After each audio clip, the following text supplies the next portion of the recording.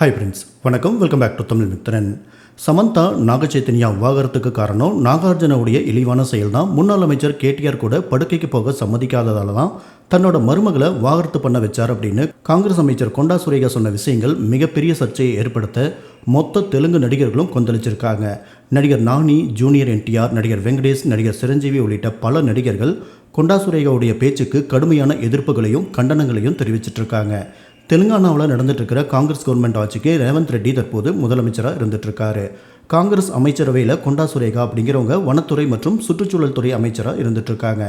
அமைச்சர் கொண்டா சுரேகா சமந்தாவோட விவாகரத்து பற்றி பேசியிருக்கிற விஷயங்கள் தான் தற்போது பெரிய சர்ச்சையாக வெடிச்சிருக்கு. ஹைதராபாத்தில் இருக்கிற நாகார்ஜுனாவுக்கு சொந்தமான என்கன்வென்ஷன் அப்படிங்கிற பில்டிங்கை இடிக்கக்கூடாது அப்படின்னா சமந்தாவை தன்னோட படுக்கைக்கு அனுப்பி வைக்கணும் அப்படின்னு மினிஸ்டர் கேடிஆர் நாகார்ஜுனா கிட்ட சொல்லியிருக்காரு.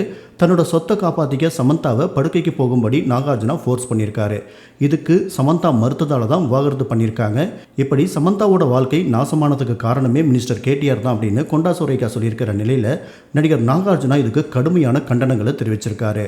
மாண்புமிகு அமைச்சர் திருமதி கொண்டா சுரேகா அவர்களுடைய கருத்துக்களை நான் வன்மையாக கண்டிக்கிறேன். அரசியலிருந்து ஒதுங்கி இருக்கிற சினிமா நட்சத்திரங்களுடைய வாழ்க்கையை உங்களோட எதிரிகளை விமர்சிக்க பயன்படுத்திக்காதீங்க. தயவு செஞ்சு மற்றவங்களோட ப்ரைவசியை மதிக்க கற்றுக்குவாங்க. ஒரு பெண்ணாக பொறுப்பான பதவியில் இருக்கிற நீங்கள் எங்கள் குடும்பத்துக்கு எதிராக சொல்லியிருக்கிற கருத்துக்கள் மற்றும் குற்றச்சாட்டுகள் முற்றிலும் பொய்யானது, தவறானது. உடனடியாக நீங்கள் சொன்ன கருத்துக்களை வாபஸ் வாங்கணும் அப்படின்னு நடிகர் நாகார்ஜுனா கடுமையான கண்டனங்களை தெரிவிச்சிருக்காரு. இதை தொடர்ந்து கொஞ்ச நேரத்துக்கு முன்னாடி அமைச்சர் கொண்டா சுரேகா தான் பேசினது தவறு தான், தன்னோட அரசியல் எதிரியை விமர்சனம் பண்ண சமந்தாவுடைய பர்சனல் லைஃப்பை பற்றி பேசியிருக்கக்கூடாது அப்படின்னு சொல்லி வருத்தம் தெரிவிச்சிருக்காங்க.